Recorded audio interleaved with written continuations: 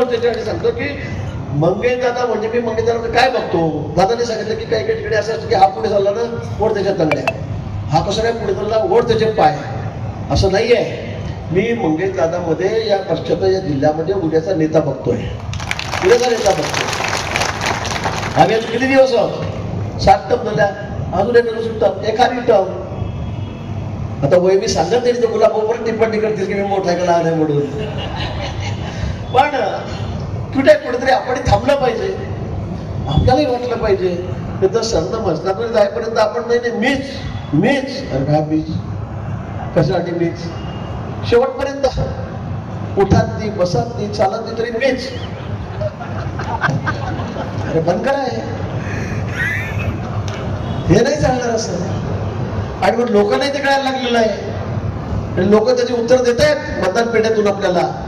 आणि म्हणून आपणही केव्हा थांबायचं पुढे थांबायचं हे आपल्याला कळायला पाहिजे. पण हे होत असताना थांबत असताना उद्याचं पक्षाचं भविष्य काय, ज्या पक्षाने आम्हाला एवढं मोठं केलं, आम्ही काही नसताना आम्हाला या ठिकाणी एवढी पदं दिलीत, 3-3 टर्म झाले आपण आमदार त्या ठिकाणी मंत्री आहोत, 35 वर्ष आमदार आहोत.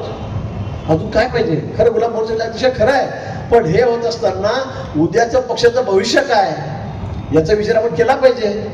आपण कोणाच्या हातावर सुद्धा देऊन जाणार आहोत, कोणाकडे जबाबदारी सोपवणार जिल्ह्याची, हे आपण याचा विचार केला पाहिजे. आणि म्हणून मला वाटतं की अतिशय योग्य त्याच्यावर उत्तर असेल, माफक उत्तर असेल तर मला वाटतं मंगेश दादा आहे.